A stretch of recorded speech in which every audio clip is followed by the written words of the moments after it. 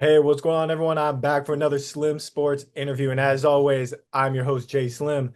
And joining me today is our rebounding machine, one of the most efficient players in the entire NCAA throughout his career, with the accomplishments to show it, going to LaSalle for his final year of college eligibility. I'm talking about the one and only Justin Archer. What's going on, Jay Arch? Going on? Thank you for having me on again. Always love, always love. Hey, absolutely, man. You're always welcome on. Always great interviews that we get to have. And fans, viewers that have been able to watch the podcast, I know they love to watch what you do both on and off the court. Obviously, great personality, great athlete overall, and you have the accomplishments to go along with it. And I want fans and viewers that are getting to know your name for the first time to get to know your history in a quick segment that I like to call Rewind and Recap. Just going to rewind the clock all the way back to 2021, where you got the first big time accomplishment of your career. 2021 NJCAA All-American with Vincennes. Ended up going from Vincennes to Florida Southwestern for the 21-22 season. That's where I got to meet you, learn your game, realize how awesome you are on the court. Then you went on to Radford for a couple of years, one of the top rebounders in the Big South. And I believe you led that conference in field goal percentage both years as well. And Yeah. now you are heading to LaSalle for the 25-26 campaign, get to compete in the A10, and we'll get a little bit more into the LaSalle part of your career here in a bit. But this past season, you were at Georgia State, didn't get to play a whole lot because of injury, and we'll touch on that here in a sec. But you were going into Georgia State following a dominant season for Radford, where you ended up shooting over 70% from the field. You averaged over 8.5 points per game, nearly 8 rebounds per game, and you were coming in to Georgia State obviously with a high caliber mindset, knowing what you could do at the Division 1 level. Talk to me real quick about the mindset and the confidence going into Georgia State this past season to where you felt like you could help them make a run in the Sun Belt. I feel like I can give a lot of productivity to the team, bring leadership, bring, my toughness and a whole different play style to Georgia State. They didn't have a lot of success winning. And I felt like bringing that over from Radford, over from, Florida Southwestern, that's what we were known for, just winning, being consistent. I tried to bring that same mindset over to Georgia State, but, things happened and didn't work out as planned. Didn't get the opportunity to really showcase, especially with a lot of talent we had that year. I wasn't able to play with those guys and, be a part of that. But like I said, things happen for a reason, and that's where we are now. Yeah, and obviously they knew what you could do going into their program. That's why they recruited you to be a part of the Panthers, and because they saw you put up some incredible numbers, especially in the postseason that last year at Radford, 21 points and 14 boards versus Upstate in the first round. Going into the quarterfinals, you had 15 points and 10 rebounds against High Point. So you could put up numbers when need be. And even though you only competed in 3 games this season, you found ways to show that competitiveness, show that drive that you had. You guys went against number 8 Kentucky, and you Yeah, had 5 rebounds against them in limited minutes. So yeah, going against a top 25 opponent, they were number 8 at the time. yeah. You were still able to show them, hey, you're not getting a rebound over me. How would you say in those 3 games, in those limited minutes, you really showed that competitiveness and showed that drive to help motivate your teammates around you? Yeah, I was coming back from something minor, just with my hand. I ended up getting like a little sick infection in my hand, so that's kind of what put me back. And I seen what was going on before before I got hurt. It was looking good. And then leading up to it, they was just like we need you back, we need you back. And I just tried to get myself there to help my team. 'Cause that's always what I try to do at the end of the day. I don't really care about myself. Is trying to do what I do the best I can to help the team win, and I basically just got through in the fire, no practice, no nothing. So I was good. But just going into it, I just have a mindset of, just play as hard as I can, do the best things that I can for the team, help us win as much as possible. And that was kind of like the mindset I had. Like whatever minutes they gave me, I know I didn't practice much with them. I know I didn't get a lot of reps in, but I know what I can do and help the team win. So that's kind of where I had my mindset at, and that's what I tried to help with the team. Absolutely. And during your time at FSW, you played alongside a guy, another good friend of mine, and Jonathan Dos Anjos, who he had some injuries that he went through during his time at UTEP where he had to be sidelined. And when I talked to him, he talked a lot about the mental part of the game. Obviously you're being sidelined, you're not able to compete with your brothers on the court, do the game that you love to play, and it can take a toll on you. So how did you handle that mental part of the season for yourself to still be able to help out as a veteran leader? I just realized, the game not stopping for nobody. I just try to, help as much as I can, just be on the sideline, be supportive with the guys. Even though I'm not out there, I can still bring a voice, bring the leadership, bring as much as I can to help, show the guys different things from what I learned from, my years. We didn't have a lot of guys that, played a great amount of minutes before they even got to Georgia State.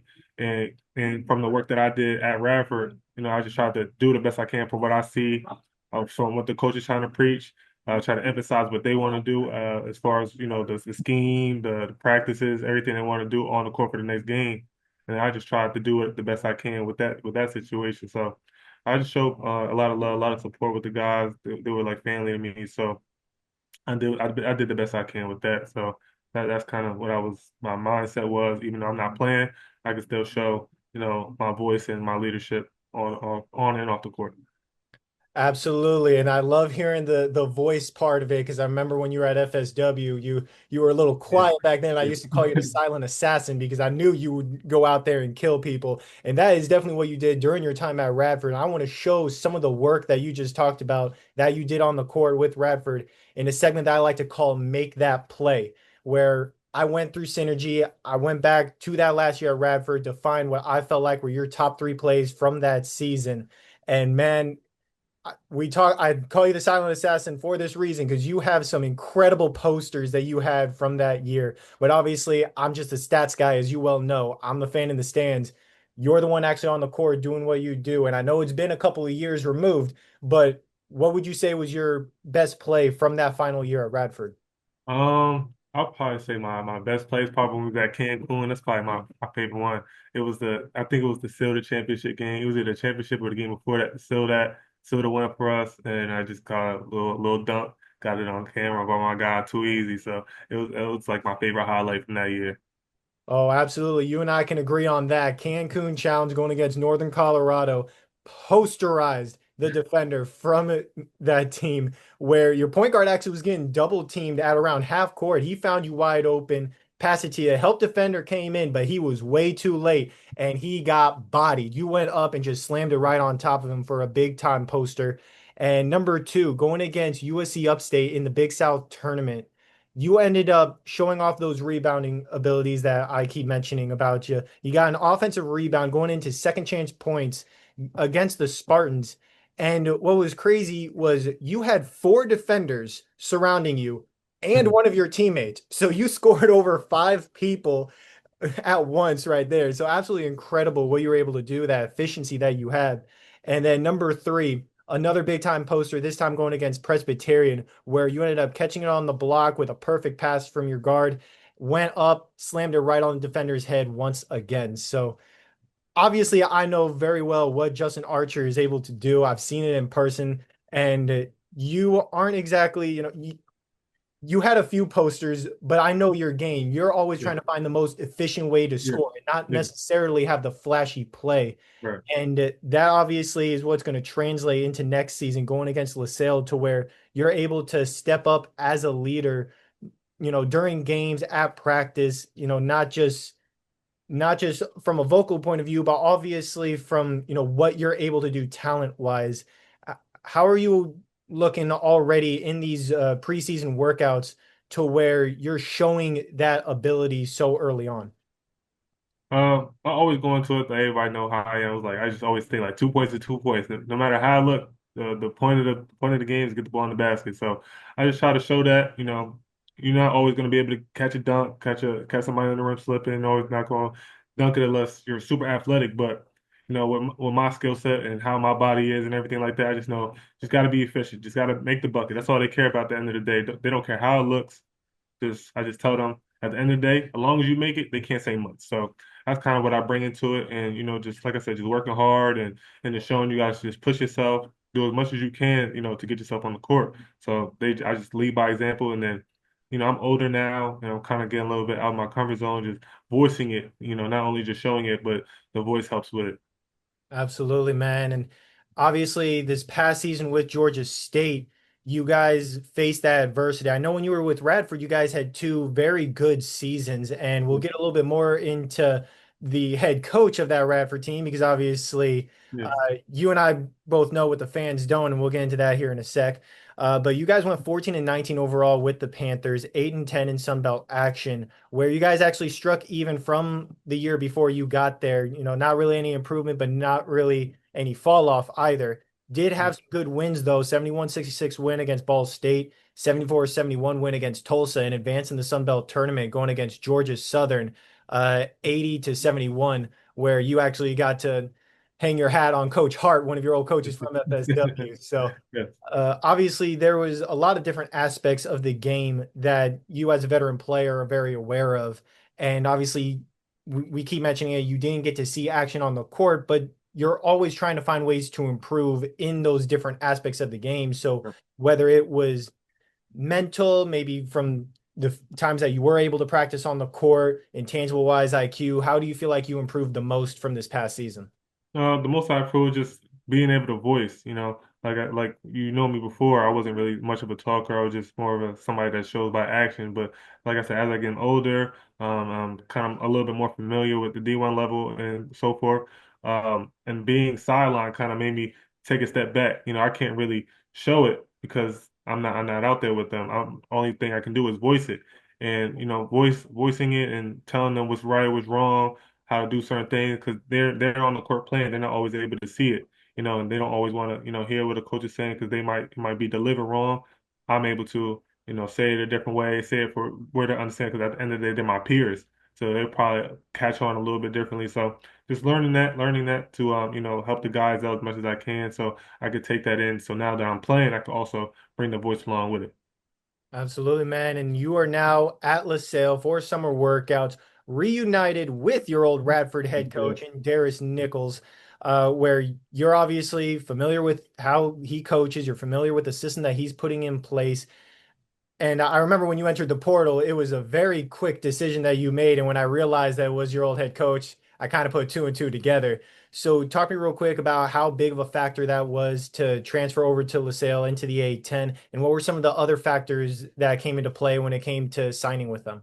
It was a huge factor. The moment I found out he got the job back to close to home, that was kind of like that was a go for me. So at the end of the day, before like when I even left Radford, my initial goal was to end up going home. The schools that were looking at me wasn't the best and letting me to Georgia State. But as soon as I got the little call that he was end up going to LaSalle, I was like, okay, I want to go back to play for him. I love Georgia State. I love Atlanta, but I need to be close to home with my family, and that's kind of like the main factor. At the end of the day, I was used to them. They're like family to me. They know my backstory. They know everything that's going on. So once I got that decision, it was pretty easy. It was pretty easy for me. So and back with Truth Harris, Josiah Harris brought along with them, it just made it even easier.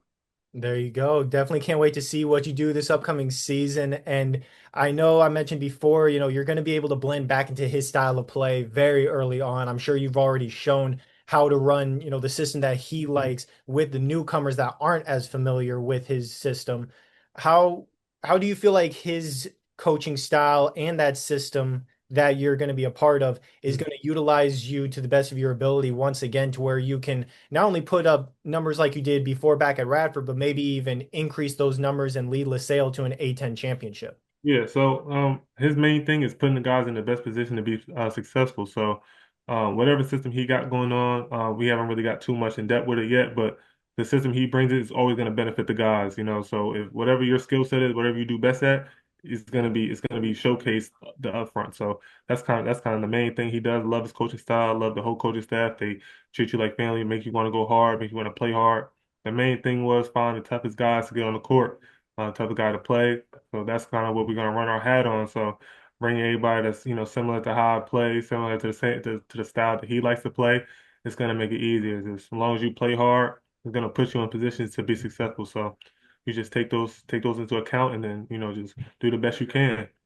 Yeah, absolutely, man. And you yourself, you were one of these hidden gems at the junior college level. Obviously, you got to showcase what you could do at Radford. But Radford's in one of those lower level conferences where there's still so many talented players that don't get talked about enough. And Yeah. that's why I have this segment that I like to call Who's Up Next, where I can find some more of those hidden gems by recommendations that you can give me, some players that I can reach out to, take a look at their numbers, have them on the podcast to tell their story like you're doing now, talk about their careers so we can get their names out there even more. There are two rules though. First of which, whoever you recommend, got to help me get them on, got to help me reach out, which I know you do very well. You've done that in the past. Of And course. number two, I do need at least one name that was not a teammate of yours at Georgia State this past season. Okay, okay. So I'm gonna go with my two guys. I'm gonna go with my two guys, Truth and Josiah Harris. There was at Radford with me, and there was at Radford last year. Josiah, the forward, plays similar like me, plays hard, does the best he can, plays under Coach Nice, so he kind of knows the system and he's able to showcase what he can do. He goes super hard. So I'll probably say Josiah Harris is there. Truth Harris, they're not related, but that's my man. We've been close with each other since like prep school. 40% three-point shooter, so that's somebody that you can really take a look at. Great off the dribbles from New York, very athletic, but he doesn't showcase that enough to his ability. But that's a topic for another day. But his shooting is really exceptional. And then I'll probably give you somebody else. Zarik Nutter, he's at Fordham right now, so he was at somebody out of Georgia State. Dog, great player, defender, gets to a bucket. So I'll definitely link you with all three of those guys and get them on the interview soon. Hey, absolutely, man. If you're recommending them, I know there's some great players because you Sure, recognize talent, sure. you have that IQ, and those are great names for who's up next. Now we got to talk about what's next for yourself, for this LaSalle team going into next season. Talk to me real quick about how this team is looking so far and what are you really focusing on for yourself this offseason to improve on, to having your bag of tricks to show off in the A10 next season to lead your team to a championship. Yeah, so like I mentioned before, the team's constructed around guys that play hard and they're all gonna buy in. We're gonna be like family. So that's kind of what we're gonna hang our hat on, just being the toughest group. So that's kind of that. And for myself, I'll probably just say just shooting the ball, being getting my outside shot, trying to perfect that. Whether I'm shooting it from, mid range, shooting it from the 3-point line, I'm not gonna have guys, just sag off like they used to. So, I'm always gonna be the guy that is super efficient around the rim. But if I'm left open, I'll take that shot with confidence, be able to knock it down. There you go, man. I definitely cannot wait to see what you do. I know you have that winning mentality about you. Obviously, your coach has that as well as your teammates. I cannot wait to see you guys go into A10 action, play against a couple of familiar faces that you might know. I know Jadrian Tracy is now with VCU, Yes, so yes, you guys get to go one-on-one against each other, hopefully. So definitely always happy to have you on, man. You're always one of my favorite interviews to have on the podcast every single season. I know you've been through the ringer left and right over the past year going through injury, but now you're back and you're going to dominate once again at the Division One level. So of thank course, you so of much course. for taking time out of your busy schedule to hop on the interview once again. No doubt. Thank you for having me. Love always.